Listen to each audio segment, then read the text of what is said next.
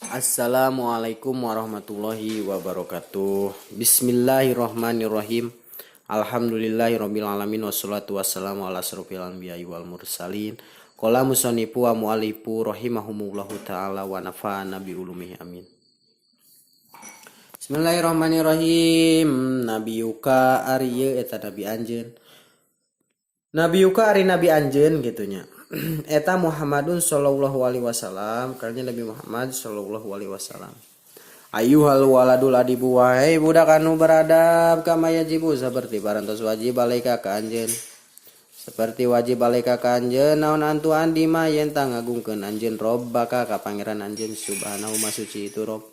Wa ta'ala sareng mahalur itu Rabb yajibu wajib alaika ka anjeun aidon deui naon antuan di ma yen tang ngagungkeun anjeun nabi ka kanjeun nabi anjeun Muhammad SAW tegasna kanjeng Muhammad SAW.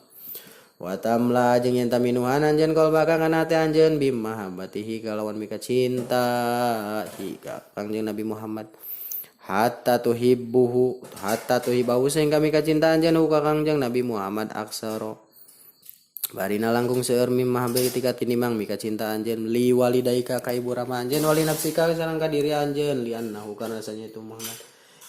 Tala dianu alamana parantos murukan itulah dina ka abdi sadaya dinal islami kana agama Islam wa bisababihi sareng ku sababna itulah di arofna terang abdi sadaya robana ka pangeran abdi sadaya wa parokna sareng bisa misahkeun abdi sadaya benal ali antara haram Islam haram wali anna Allah serta Allah sareng karena sanyana Gusti Allah taala eta hambahu mika cinta Allahu ka kanjeng Nabi Muhammad.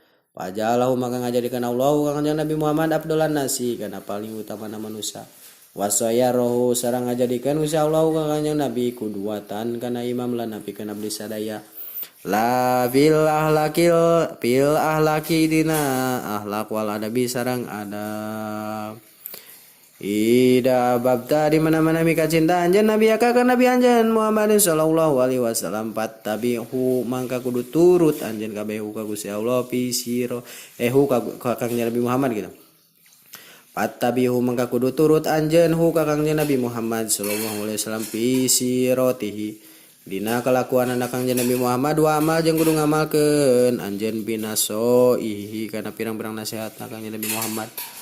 Litanala supaya menang anjeun mahabbat Allahi kana mika cinta na Gusti Allah waridohu sareng karidoan Gusti Allah. Bismillahirrahmanirrahim. Samaraosna beres sajengan musonib nyarioskeun waladul muti. Ayeuna dina bab ieu bade nyarioskeun nabi yuka ari nabi anjeun teh cenah eta kangjeng Nabi Muhammad sallallahu alaihi wasallam. Wahai budak anu beradab.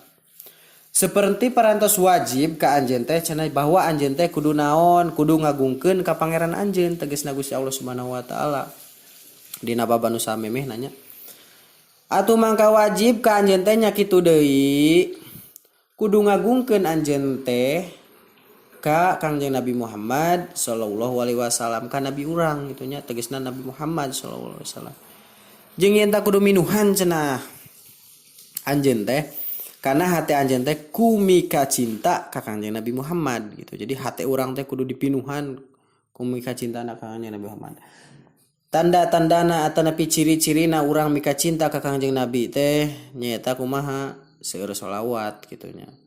Sabab di mana-mana urang mika cinta ka hiji jelema maka jelema eta sok seueur dibacakeun ku urang, sok seueur diomongkeun ku urang. Ta urang tanda-tanda mika cinta ka kanjeng Nabi Muhammad urang sok seueur nyebatkeun nami anjeuna gitunya nyata ku wasilah naina sholawat gitunya ku sholawat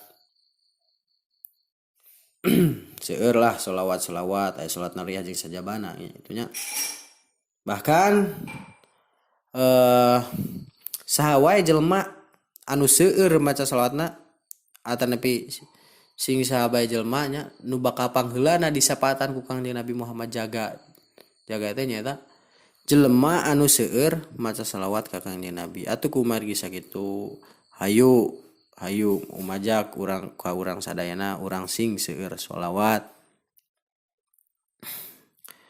sehingga cenah anjeun teh sehingga mika cinta anjeun ka kanjeng Nabi teh barina leuwih seueur tinimang mika cinta anjeun ka ibu rama anjeun bahkan ka diri anjeun pisan kitu nya Jadi kudu naon anu kudu diagengkeun teh cinta ka Kanjeng Nabi gitu. Kahijina cinta ka Gusti Allah, kaduana cinta ka Kanjeng Nabi gitu nya. Bahkan mendirikeun ka diri urang sorangan oge gitu. Naon sababna urang kudu cinta ka Kanjeng Nabi anu penuh dengan sepenuh hati gitu nya.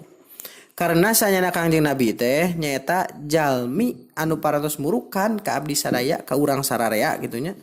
Karena agama Islam. Jeung kusabab anjeunna urang bisa terang ka pangeran urang. Jeung urang bisa terang jeung urang bisa misahkeun antara barang halal jeung barang haram atanepi perkara anu halal jeung perkara anu haram. Oge urang bisa misahkeun antara halal jeung haram gitu nya. Da lamun urang teu bisa misahkeun halal jeung haram, teu apa lainna antara haram jeung halal, maka urang bakal tumiba dina haram. Lamun urang geus tumiba dina haram, urang bakal kaasup jalmi anu awon. Lamun urang geus kaasup jalmi awon, urang bakal ka mana? Kana neraka gitu nya. Naon deui cenah urang teh kudu mika cinta ka Kanjeng Nabi Muhammad sabab Gusti Allah oge mika cinta Gusti Allah ke Kanjeng Nabi Muhammad teh. Jeung ngajadikeun Gusti Allah ka Kanjeng Nabi Muhammad teh kana paling utamana manusia. Jeung ngajadikeun Gusti Allah ka Kanjeng Nabi Muhammad teh kana imam pikeun urang sararea dina akhlak sareng dina adab. Kan li utam imam makarimal akhlak gitu. Jadi Kanjeng Nabi teh kan diutusna ka alam dunya teh keur nyampurnakeun akhlak gitu.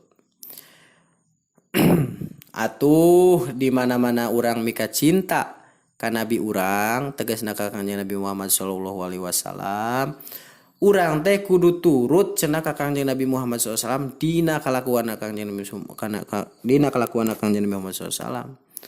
Jeung kudu ngamalkeun urang teh kana pirang-pirang nasihatna Kanjeng Nabi. Supaya naon? Supaya urang sararea meunang kana mika cintana ka Gusti Allah jeung meunang karidoan Gusti Allah. Jadi urang bakal dipika cinta ku Gusti Allah oge bakal dipika ridho ku Gusti Allah lamun urang mika cinta ka Kanjeng Nabi Muhammad sallallahu alaihi wasallam.